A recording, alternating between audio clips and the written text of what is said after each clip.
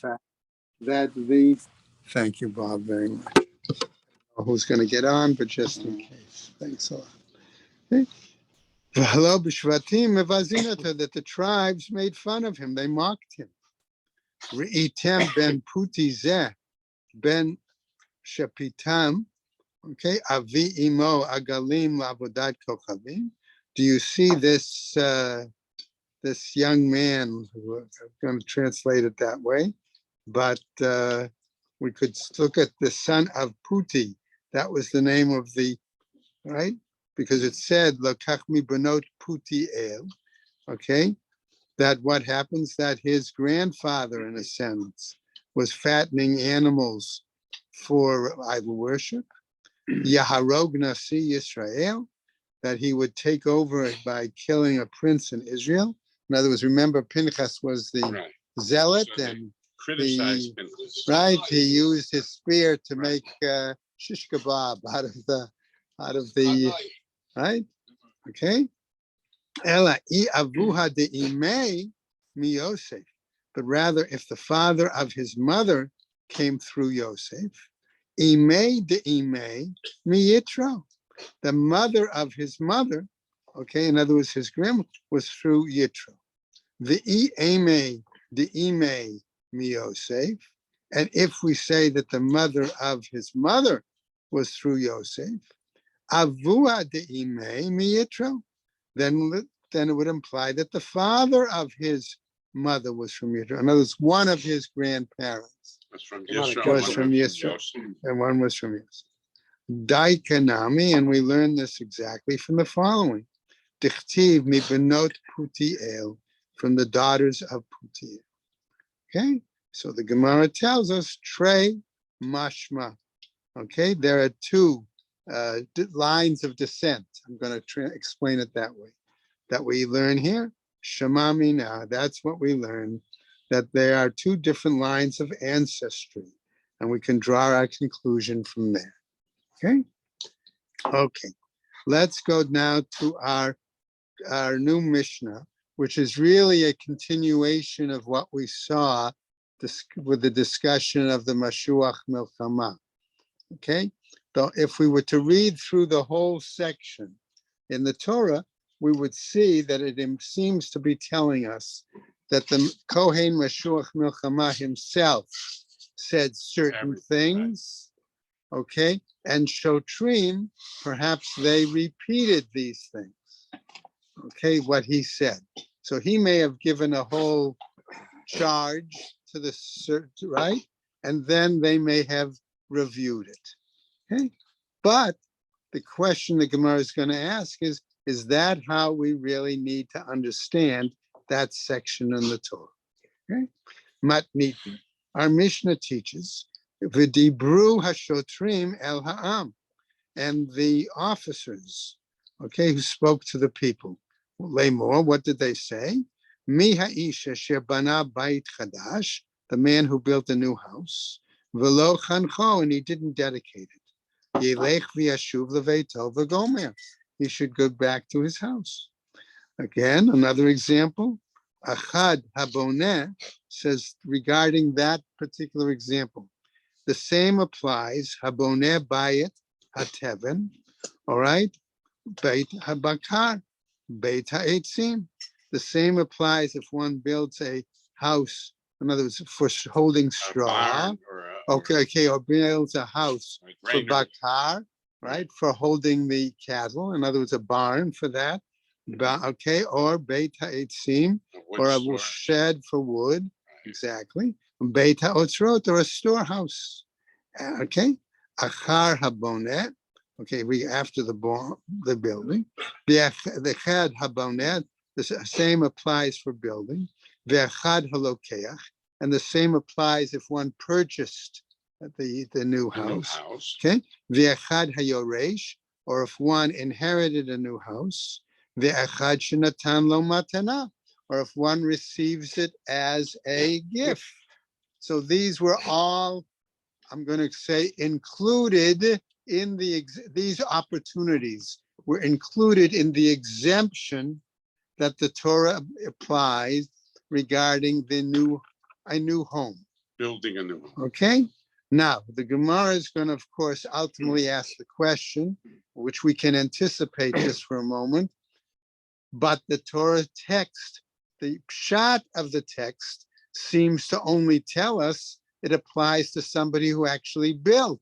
How do you say all these other examples fit in, okay, as possible options for the exemption? Okay, and we're going to do the same thing with the other Torah specific examples and ask the same kind of question. Why they are included under the, it's as if we have a general exemption and then detailed specifics, okay? When the general would seem to be the only one that the Torah specifically, clearly enunciated, okay? Okay, so what happens? Umiha, so we cite another pasuk. Again, what happens? Umiha ish asher nata karem v'lo chalalo. The one who planted something like a vineyard, and what happens? He does not harvest the fruit thereof. Okay, and now we spell out the specifics. Echad honotea kerem. The same applies to one who plants a vineyard. Ve'echad honotea chamisha ilanei ma'achal, and one who plants 5 trees that are fruit bearing. Okay.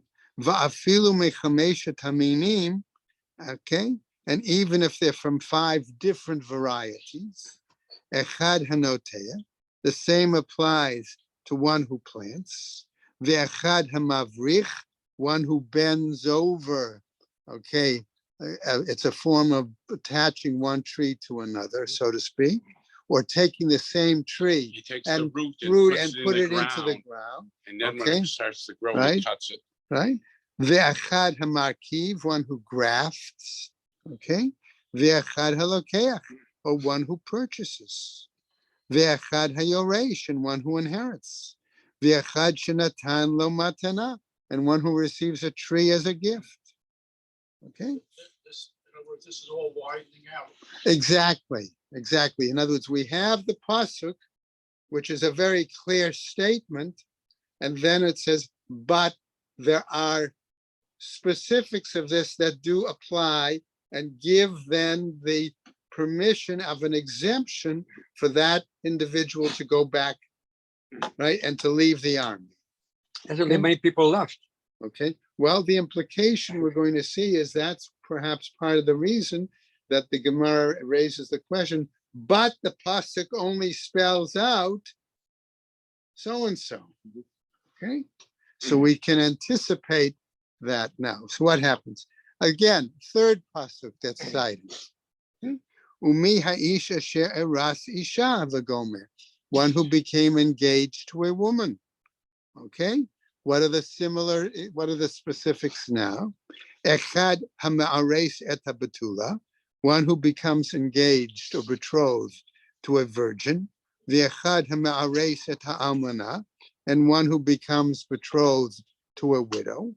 Afilu shomeret yabam, even one waiting to marry his sister-in-law because the brother died. Va'afilu shama shamet achiv b'milchama, and even if he hears that his brother died in warfare, thus setting her up as a yavama, okay, which we're going to come back to. But this is all if the person wants to do it. We'll see. We'll see. Okay. This is listing those exemptions. Okay. Possible exemptions. Okay. Choser uvalo. He goes back. Okay. For him. Okay. He goes back. Kol elu ve'elu shom'im divrei kohen ma'archei milchama v'chozrin. All of those who hear these words of the Kohen Mashuach as he cites from the Torah the regulations regarding warfare, they can return. And then, right? However, those who have been granted the exemption don't get off scot-free. Okay? They do have certain civilian, so to speak, responsibilities in support of the army. The Right? Mishnah does imply that somebody who thinks he's exempt, or he knows he's exempt, but he hasn't heard the Kohen say it, cannot go back. The Mishnah seems to imply when he hears the Kohen say it, then goes. I'm not following that. Okay, well, let's see if that's the case. Okay, okay. What happens? So those individuals, if they fit into those categories, they are permitted to go back home Right. for the house, for the wife, spouse, house or spouse. But continues the text. The Mishnah is continuing. Umisapkim mayim umazon umetaknin et drachim. Okay, so they have a responsibility to what? Provide food, drink, and repair the roads for the army. Now, what happens are there the situations where there are those who perhaps we might possibly consider they would fall under exemptions, but nevertheless, they cannot. They don't fulfill the exemption requirement and therefore can't go back. Okay? These are non-combat troops, you might call them, because they're still doing rear echelon, where echelon is a military word. Could be. That would be a good example. Okay. Ve'elu she'enan chosrin, and these are the ones who don't go back. Haboneh bayit sha'ar, one who builds simply a guardhouse. Achsadra, one who builds a veranda. Okay. Umerpeset, a porch. Hanote arba ilanei ma'achal, one who plants 4 fruit-bearing or food-bearing trees. V'chamisha ilanei sarak, and the trees that don't bear fruit. Okay. Hamachzir et grushato, one who takes back his divorced wife. Almana lekohen gadol, a widow marrying a high priest, which is generally not an acceptable marriage, right? Grusha v'chalutza lekohen hedyat, divorcee or a yavama who's been let go, okay, to a regular Kohen. Again, these are not Torah acceptable marriages. Mamzeret unetina Yisrael. Okay, again, a non-acceptable Torah marriage. Okay, Bat Yisrael mamzer lenatin. Okay, that also example, right? Lo hayach chozer. They are not allowed to go back. Okay, in other words, to leave the army.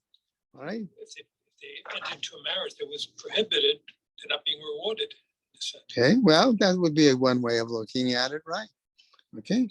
Rabbi Yehuda Omer, he says, Af haboneh bayit al mechono lo haya chozer. Even one who builds a house on its own foundation does not go back. In other words, he had a house, knocked it down, and built something else. You know, we know plenty of communities where that goes on, right? Oh, yeah. Okay. So what happens? Rabbi Eliezer now says, Omer, Af haboneh bayit levenim b'Sharon lo haya chozer. Even one who builds a house out of bricks in the Sharon, in the north area of the Galil. Why? Because the dirt of Sharon, the bricks crumble. Right. After Right. they had to rebuild the house every 7 years. Right. Twice in 7 The weather up there resulted in a destruction of remember they made they didn't build it out of stone, they built it out of clay, and that's what happened. Inferior quality. Right. Just wanted to add, it's very interesting that if they demolished the house and built another one of the same exact dimensions, they wouldn't be exempted. Maybe if they built a bigger house, I don't know. Does Art Scroll say anything? Article I don't. says, described it as with the same dimensions, nothing added to it. We'll see. Elu she'ein zazim mimkomah. These are the ones who don't even leave their place. In other words, they don't even have to go out lechatchila. initially to join the army, right? Baneh bayit v'chancho.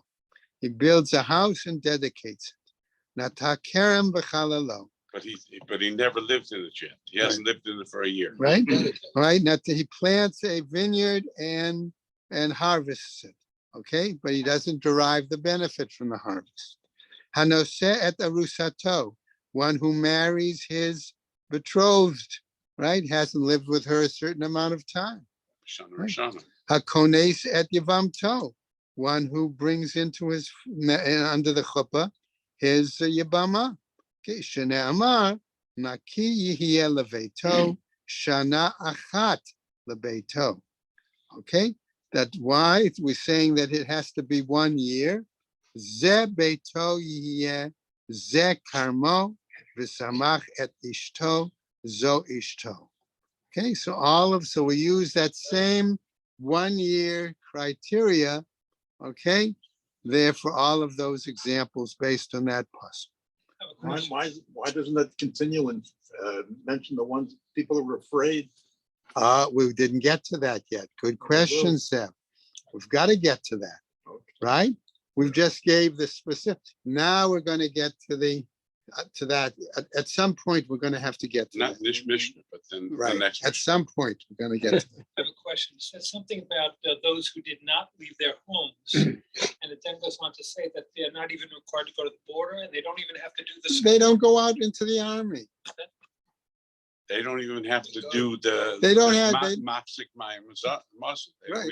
They are exempt from any kind of military service, where it be battlefield or, as Heshi pointed out to us, Support. support But I service. didn't understand what that means. They did not leave their homes. What is that? They don't join. Oh, they just don't join. They don't go in. Okay. Oh, so there was no drafts. They just, so to Drafts. speak. No, they're exempt. Asher lakach lahavi et yivamto. Okay, and even that case, ein maspikin lahem mayim umazon ve'ein metaknim et hadrachim. They do not even have to be involved in the secondary. What'd you call that, Heshi, again? Support services. Right? Okay. All right, let's go now. We're at the Gemara. Okay. We got to keep in mind Zev's question. Okay, of when are they going to get to the guys who are We call them the. Yellow. Yeah, no, there's another word for it. What is this? okay. They take religion as an exemption. But we're going to get to that in a second. Okay, religious exemption. Right. Okay, So, Tanu Rabbanan says right now. Our Braita tells us that according to our Mishnah, it says v'dibru hashotrim, that the officers said. Now, are we going to see that the Braita is going to share with us a different format than what the Mishnah said? That's our concern. Okay, we were under the impression, if we first read it when the Torah is a pshat, that the Meshuach Milchama said the whole thing, and then the officers repeated the entire thing. The Kohen Meshuach Milchama. Okay, all right. But this Braita says it was said by the officers. Yachol dvarim shel atzman. Okay, maybe they were saying this on their own, so to speak. Kashehu omer vayispu hashotrim, where the pasuk says, and they spoke, they showed the officers. They added on. Right. They added. Right? Hare dvarim shel atzman or more. Perhaps they said these words on their own. Hama ani mekayem. So then how do I understand the phrase v'dibru hashotrim, that the officers spoke? B'divrei meshuach milchama hakatuv medaber. That we understand it as that they were repeating what the Kohen Meshuach Milchama said, and then it's possible they added additional material. Okay. HaKetzad, how is that possible? Kohen medaber, v'shoter mashmiya. The Kohen would speak, and the officer would make it heard. Okay, now we could either understand make it heard as repeat, or the same way. Remember the example we had with a Tana, okay, and a Maturgaman. Made people understand it. Okay, Mashmiya. in other words, the Tana, remember, spoke the shiur, and the Maturgaman made it out loud and explained it. Right. So we could understand, maybe that was the parallel. Right. Okay, I just want to draw that example, right? Tane Chada, okay, according to one Tana, one version, it was taught this way. Kohen medaber, that the Kohen spoke, v'shoter, okay, v'shoter mashmiya, and the officer made it heard. Okay, v'tanya idach, we have another version of the Braita that says Kohen medaber, v'kohen mashmiya, that the Kohen Mashuach said it, and he made it known. He made it heard. V'tanya idach, and we have a third version, okay, of the Braita that says shoter medaber v'shoter mashmiya, that the officer spoke and the officer made it heard. Amar Abaye, haketzad, how could it be? In other words, that we have three different interpretations of this, of how the flow of the situation went. Okay, says Abaye the following: Mun gash va'ad v'dibru. Okay, From the pasuk, all right. Nigash.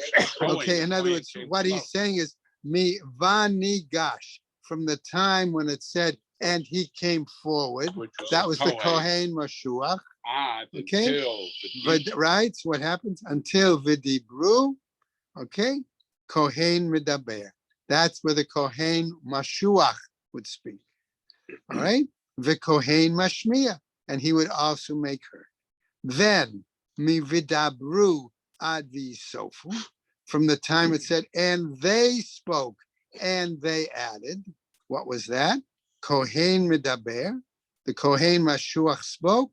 V'shoter mashmiya, and the officers then held forth, made heard. Mi v'yesofu, from that point, ve'elech, and further on, right?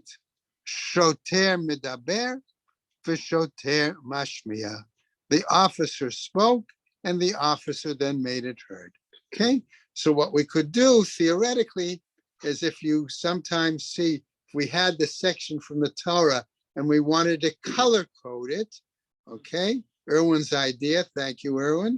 Okay, again, we could color code one section instead of the rooms for moving. We could color code one section was Kohen doing both, another color for Kohen doing part and the officer doing part, and another color, okay, in a different shade would be the officer speaking and the officer. The one similarity is that there is somebody speaking out in each case. Everybody, in every case, someone's speaking and somebody else, okay, and somebody, all right, okay. There's no indication that what they're saying is changing.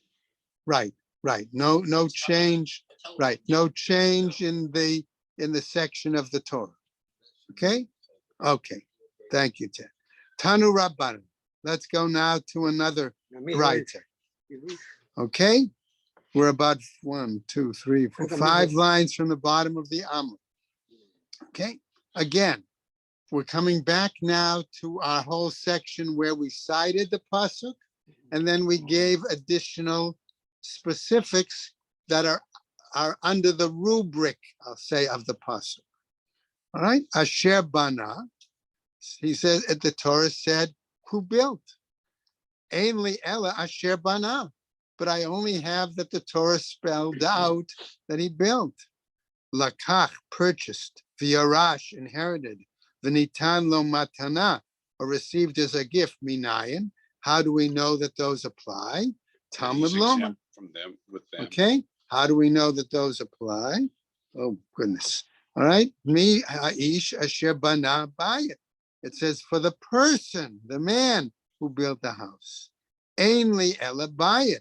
I have here that it says a house. Minayin lerabot beit hateven ubeit habakar ubeit ha'etzim ubeit ha'otzrod. How do we know that that includes, for example, a straw shed, a barn for cattle, a storehouse for grain, a wood shed, etc., etc.? Talmud Lomar, Asher Bana Mikom Makom. It says who built in regardless in any way. Next example. Yechol Shani Marbe Af Haboneh Bait Shar Achsadra Umirpeset. Maybe then I should include one who builds a guardhouse or a veranda or a porch. Talmud Lomar, buy it. But the pasuk said house.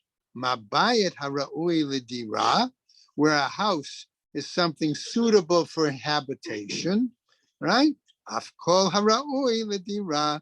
So it has to be a facility appropriate for habitation, okay? So it doesn't have to mean habitation dafka of people, okay? In other words, it could be habitation for the cattle. That's how we get a barn. But a guardhouse is not a place where the guard normally sleeps. A porch is not a place where people normally sleep, certainly not in their day. A veranda is not, okay? Think of a veranda, really, the best example I can give offhand is if you drive in parts of Florida and you see public schools, and the public schools have more than one building, but they have a walkway between buildings that's basically like a covered porch. Okay? All right? Okay, let's go on now. What? I don't know That's about within that. within. Okay, all right, but we're talking really a veranda that's outside. Okay? All right, so we got Afkol Ra'oid Ladira. Rabbi Eliezer ben Yaakov says, buy it kemashma'o, lo chinach, velo chancho. It says, no, he says, Rabbi Eliezer ben Yaakov, that it's a house as was said, but the person did not dedicate it, but okay, and it was not dedicated for him. Prat legazlan. This excludes somebody who steals a house. Okay? Lema deloka Rabbi Yossi Aglili. Why? Because this would seem to say that this is opposite from Rabbi Yossi Aglili. De'i Rabbi Yossi Aglili, because if we held like Rabbi Yossi Aglili, Ha'amar, who says, Varach Halevav, okay, who added, here we go, Zev, okay, to your point, who explained the last exemption in the Torah was one who was basically faint-hearted, right? Zeh hamityarei me'averot shebiado. It's the one who's afraid of the sins that he committed. Afilu tema, no, says the Gemara. In other words, he's afraid Hashem is going to kill him because of sins that he did, allow him to die in war. I think I once read it was not only for that reason, it was also because if he's fearful, he could bring down the troops around him. Of course, that's a good shot as well. Okay, so here, if that's the case, afilu tema Rabbi Yossi Aglili. Okay, we could even say it follows the Braita, the view of Rabbi Yossi. Why?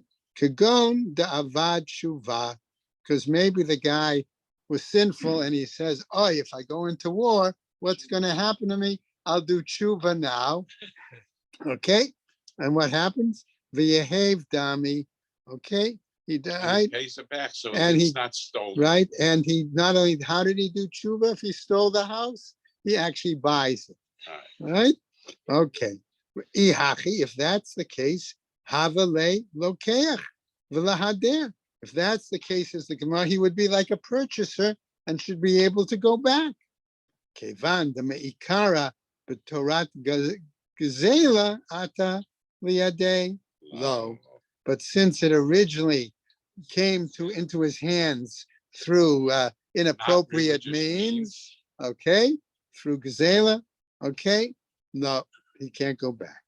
Okay, now we come back to another example, another question on the pasuk specifics. Umiha isha shenatakaram, about the man, says the Mishnah, who planted a vineyard. Tanu Rabbanan, and Braita tells us, Asher nata, ainli elenata. It Torah says clearly planted. I only learned from this that it had to be planted. Lakach, purchase. V'yarash, inherited. V'natan li b'matana. V'natan lo b'matana. Or he received it as a gift, minayin. How do we know those are also valid exemption options? Right? Talmud Lomar, says the text. Umi ha'ish asher nata karem. About the man, the person who planted the vineyard. Ainli ela karam. Here I only have a vineyard. Minayin lerabot chamisha ilanei ma'achal. How do I know to include 5 fruit-bearing trees? Va'afilu misha'ar minim, even if they're from different varieties. Talmud Lomar, says our pasuk, Asher nata, who planted. Yechol shani marbeh. It's possible then that I would include hanote arba'a ilanei machal v'chamisha ilanei sarek. That I might then include one who planted only 4 fruit-bearing trees and 5 trees that don't bear any fruit. Talmud Lomar, says the pasuk, okay, kerem, it's like a vineyard. Now, Rabbi Eliezer ben Yaakov says, kerem kemashma'o. No, here we're talking about it has to be very a vineyard in its essence, Sure. right? Right.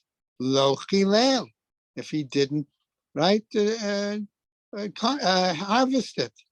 V'lo chilalalo, and he did not harvest it for himself. Prat, and exclude lemavrich, bending the vine, ulamarkiv, or grafting. V'ha'anantanan, excuse me, but aren't we taught elsewhere in a Mishnah? Okay, echad hanotea, ve'echad hamavrich, ve'echad hamarkiv. The same applies that one who plants, one who bends, and one who grafts. Amar Rabbi Zera, says Rabbi Zera Amar Rav Chisda, in the name of Rav Chisda. Lo kasha, no, there's not a problem here. Kan bahakavat isur, kan bahakavat heter.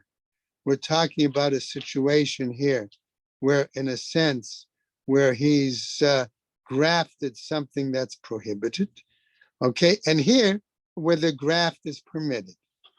So the Gemara is going to ask, Hi hakavat heter, hechidami. What are you talking about when we say that it's a graft that is permitted? Okay? Now, the Gemara gets a little explicit here, okay, in this agricultural context, okay? Right? Ilema, if we're talking about yelda b'yelda, okay, and here we're talking about a young tree, okay, being grafted to another young tree, okay? Tepokle, the result being the bai mahader, okay, mishum yelda rishona. This should allow him to go back because it's a first tree, an early tree, okay? In other words, it should be no business of grafting. He should be allowed to go back based on the law that said it's new produce, new tree. Ella yalda b'sekena. Rather, maybe we're talking here about grafting a young tree to an older tree. Vaha'amar Rabbi Abahu. But did not Rabbi Abahu say, Yalda shesivcha b'sekena, a young tree that is grafted, attached, right, to an older tree, b'tela yalda b'zekena, that the young tree is nullified by the older tree, ve'ein ba din el orla, and there is no application then for the younger tree of the requirement of Orla. Amar Rabbi Yirmiyah. Sorry, says Rabbi Yirmiyah, Le'olam yalda b'yalda. No, we're talking about grafting a young tree to a young tree. Ukagon denata lahach kamaita lesiag lekorot. And the situation is that he planted these young trees for the purpose of creating a fence or for letting them grow into beams for wood. In other words, there was no intent initially for them to be fruit-bearing trees. Really. Ditnan, as we learn elsewhere in a Mishnah, Hanotea l'siyag l'korot, one who plants for a fence or for beams, patur min ha'orla, is exempt from orla. Umay shna yalda b'zekena de batla, umay shna yalda b'yalda de lo batla. So the Gemara asks, what is the difference then between grafting a young tree to an older tree where it becomes orla is nullified?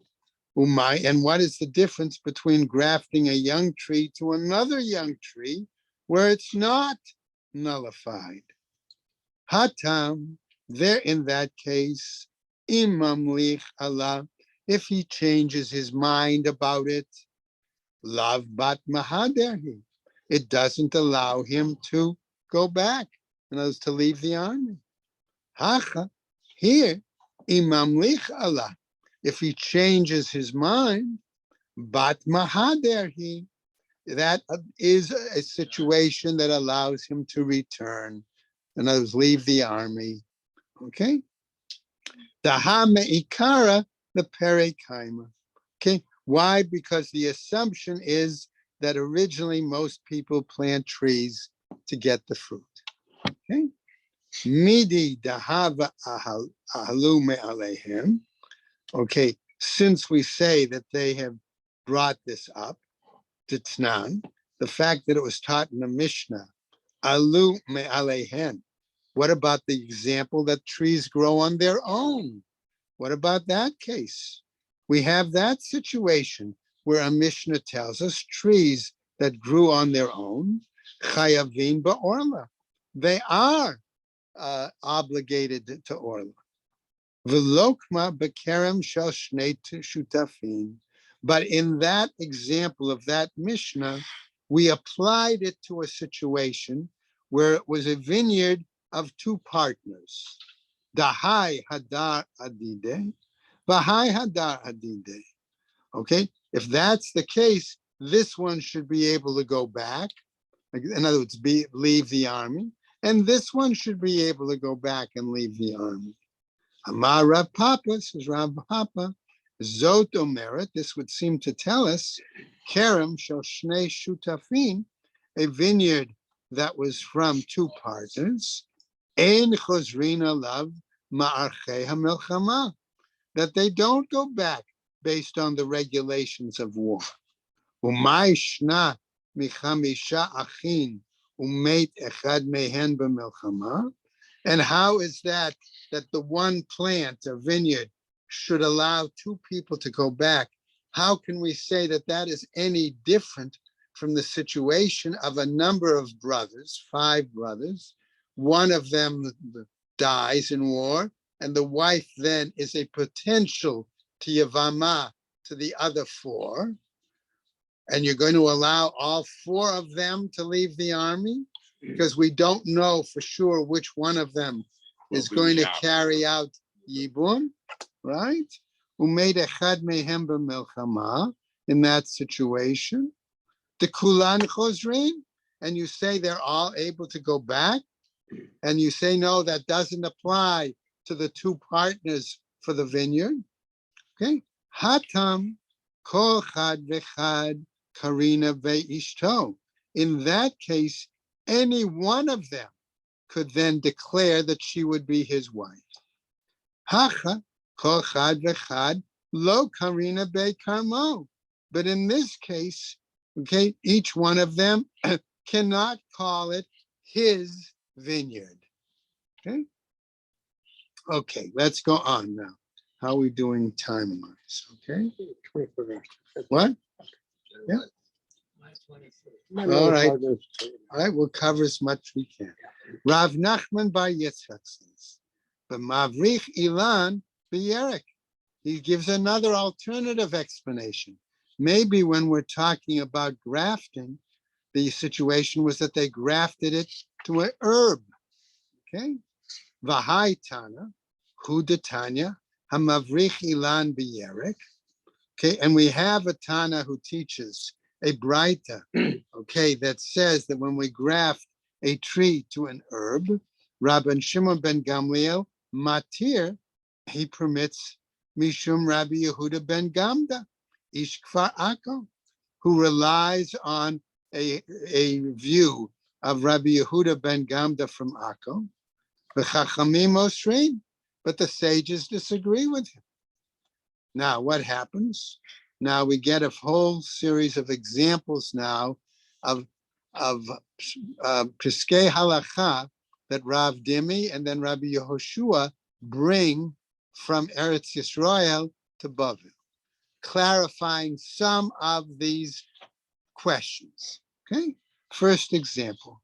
Ki ata Rav Dimi, when Rav Dimi came, Amar Rabbi Yochanan, he said in the name of Rabbi Yochanan, Ha Mani, according to whom? Rabbi Eliezer ben Yaakov. It's according to Rabbi Eliezer ben Yaakov. Lo Amar Rabbi Eliezer ben Yaakov Hatam Kerem Kemashma'o. He never really said, Rabbi Eliezer ben Yaakov, that understanding the pasuk was a vineyard in and of itself only. Hacha Nami Nata Kemashma'o. Here too it applies to the planting, is what he was understanding. Notea, it's planting. And yes, Mavrich, okay, if he bends, Umarkiv, or he grafts it, lo. That's what he said, okay, in that situation. He would include planting, but he wouldn't include the bending or the grafting as an exemption. In other words, you had the wrong statement from it.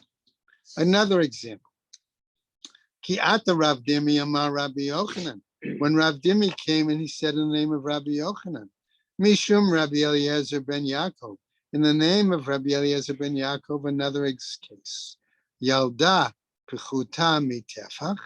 If we have a tree, a small tree that is shorter than a tefach, okay, how big is a tefach? 3 inches. Okay, it's about the extent of from tip of thumb to tip of pinky. Okay, all right, so what's that? Okay, what's the point? If it's smaller than that, okay, chayevet ba'ar orla, it is obligated in orla.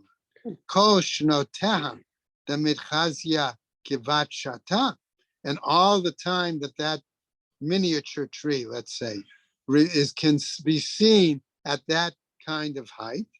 Vahani mili, shtayim keneged shtayim. And here you have an example of 2 against 2. V'achat yotzeit zanav. Okay, so you have 2, then you have another 2, and the third tree sort of comes tree. out. What? Fifth tree. Fifth tree. That's what I meant. The 5th tree is like an offshoot. Okay, that comes like out. Tail. Right? Aval kule kerem, but they are all still part of the vine, the vineyard. Kola itle, people will know this. It's public knowledge. Ki et arev. Oh, ki. I'm sorry. Ki at arev dimi. Ki ata rav dimi. All right. Amar Rabbi Yochanan. Another example. When Rav Dimi came, he said in the name of Rabbi Yochanan, Mishum Rabbi Eliezer ben Yaakov, again in the name of Rabbi Eliezer ben Yaakov, mate to face Arba Amot L'Kriyat Shema. Okay, that the area around a corpse, that ground area, okay, of equal to Dalet Amos, is forbidden for somebody to say Kriyat Shema in that boundary. Dichtiv, right? Lo eg la rosh, haraf osem. Now we get a new bringer of halacha. Amar Rabbi Yitzchak, he says Amar Rabbi Yochanan, still in the name of Rabbi Yochanan. Mishum Rabbi Eliezer ben Yaakov, again. Chorgata, this is a stepdaughter. Hagdila ben Ha'achim, who grew up among her stepbrothers, right? Asura linesei la'achim, she is forbidden to marry any of her stepbrothers, right? The mitchazia ki ach taihu, because it would appear as if she was marrying a brother, an actual brother. Velohi, but the Gemara says, no, we don't hold by that. Kola itle lamilta. Normally there is public knowledge. Okay, people know. People, the neighbors would all know. Okay, all right. Let's go on. Just a little bit more. Amar Rabbi Yitzchak says again, Rabbi Yitzchak. Amar Rabbi Yochanan Mishum Rabbi Eliezer ben Yaakov. Following. Now we have the examples of leket, shechacha, upeah, right? 3 mitzvot, okay, regarding the land that one has to apply for poor people. Sha'asa'an begoren, that he put them in the storehouse. Hukba'u ma'aser. They are therefore identified as obligated in tithing. The Ani gathered them and put them in a pile. Right? Okay. So what happens? Sha'asa'an begoren, right? All right. Okay. Now, Amar Ula says Ula, lo amran ela b'sadeh. Says Ula, no, that only applies in regards to being out in the field, if they're, so to speak, piled up. Right. Aval ba'ir, but in the city, kola id leila milta.